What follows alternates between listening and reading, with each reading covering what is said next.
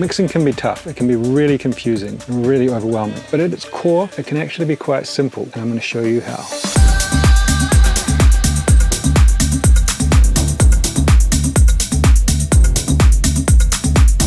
Hey guys, Dilby here. Welcome back to the channel. So today we're going to look at mixing, talking about the fundamentals of mixing, the foundations, the starting point of getting our track to that pro level mix. This is something that I know from personal experience can be really frustrating, really confusing, and very overwhelming. Through experience, I've basically broken it down into a hierarchy level of what's most important, what do I do first, and then how do I build and construct a mix from the foundation, from the ground up.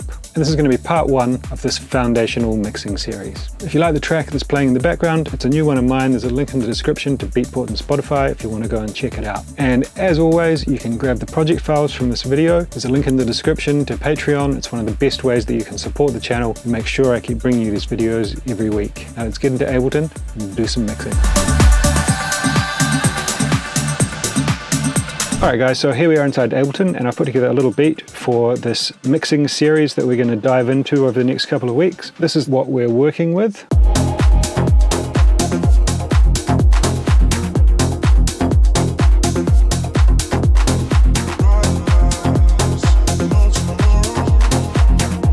Alright, so that's the beat.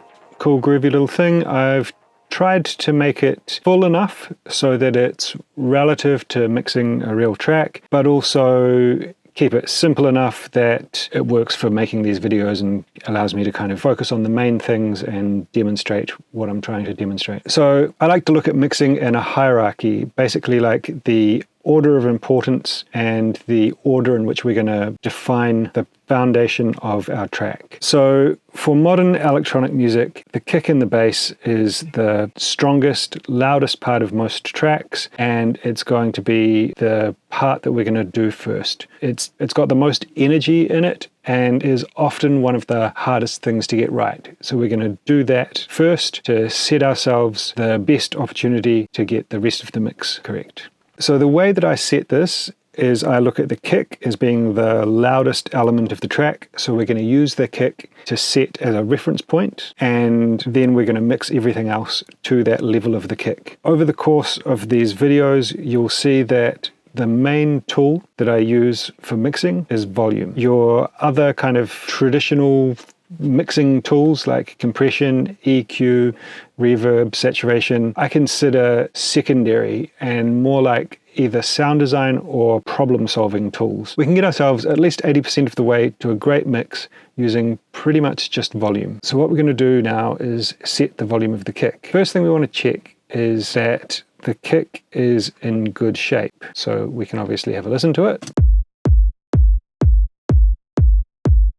Sounds fine, but I like to take it one step further, and I use this plugin called Oscillos Megascope. This basically gives me a waveform readout of whatever's coming into it. In this case, it's just the soloed kick.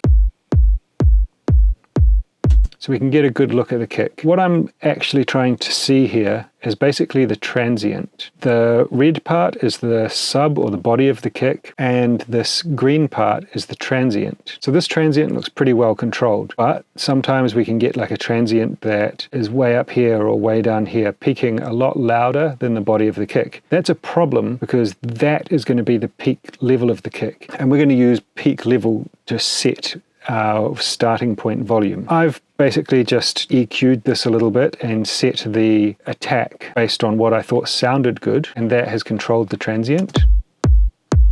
So you can hear there's a bit more punch. It's still under control. One way that we could control that a little more if we wanted to is using a transient shaper. I've got this free transient shaper from Kilohertz here. So if we bring this down, bring the attack down,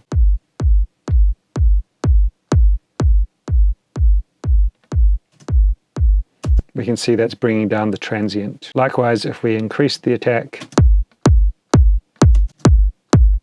we can see that's increasing the transient, and we're getting this issue that I was talking about before. But I've done this at the source with some attack on the envelope of the sampler and a little bit of EQ. Now, I didn't do this using this readout. This is more for checking. I did it based on what I could hear, what sounded good with the rest of the elements, and it turns out that that's worked.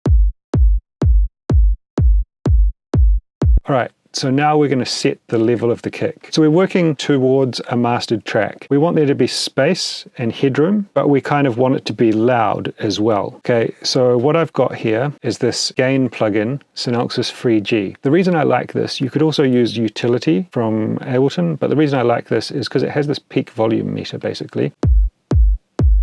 So this is telling me that the kick is peaking at minus 6.9 dB, or minus 7. You'll see here that I've also got 7 dB here. This number could be anything, but what I'm doing here is basically turning everything on the master channel up by 7 dB. If I were to remove this, now we're getting 7 dB less gain.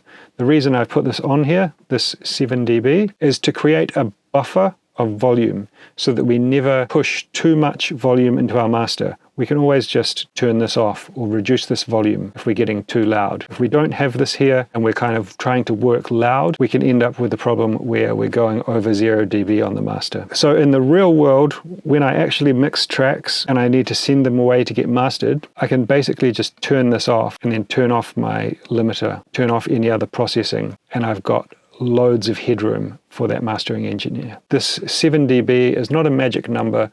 This is just giving me a buffer of volume. It allows me to work loud and make sure that I'm not going to be overshooting 0 dB on my master. So what I want to do is set the kick to minus 4 dB here. Minus 4 is a good point in my experience, as it allows the kick to be very loud, but also gives a bit of space for when other things come into the mix and push that peak volume up a little bit when something is playing on top of the kick.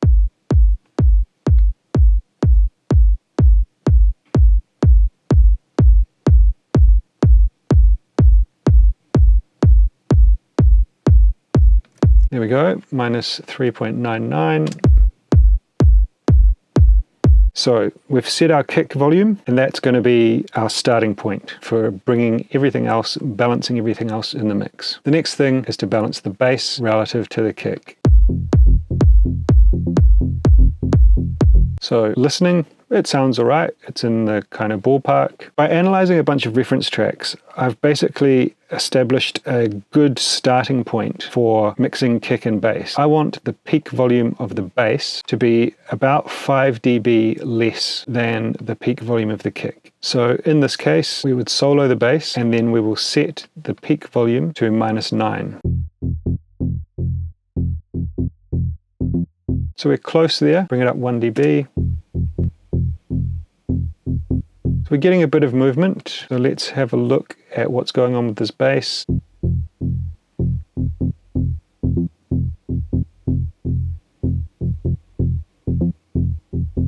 So we can see we're getting the odd note jumping up in volume. So I would say these are kind of outlier notes, and they're not really representing the true average peak of the bass. So this is all basically just trial and error. There isn't, if we had our bass and every note was the exact same volume, then we could say it has to be exactly this. But in this case, I think that probably 1 more dB is going to be about right. So let's go to minus 9 and listen together with the kick.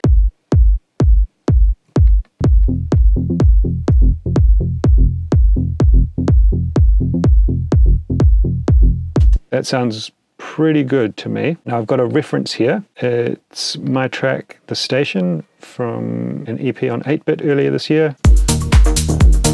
So it's got quite a bit of stuff in it. So I'm going to just pull this EQ down so we can just hear the kick and the bass.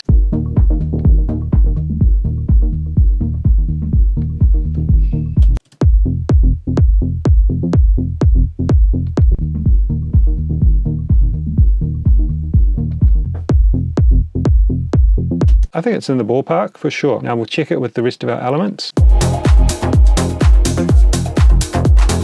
And we can even take an EQ, put it on the master, to basically simulate what we're doing up here. It'll give us a better A/B.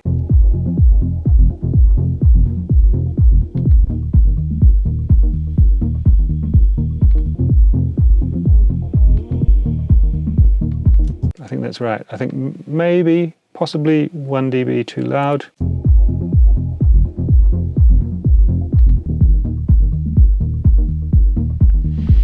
That said, this track is in a different key. This track is in D sharp minor and we're working in F minor. So in the bass, those kind of few semitones do make a difference. So I am going to keep this at -9.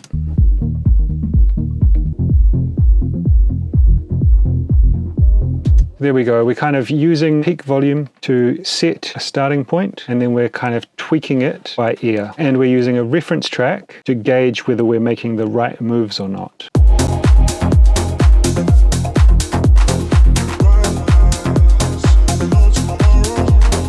Nice. Sounding good. So watch out for part 2 of this, where we're going to bring in the rest of the kind of foundation of the track, setting the foundation of our mix. If you want to grab the project files for this, you can do so from the link in the description to Patreon. There's this and loads of project files on there from all the different videos I do.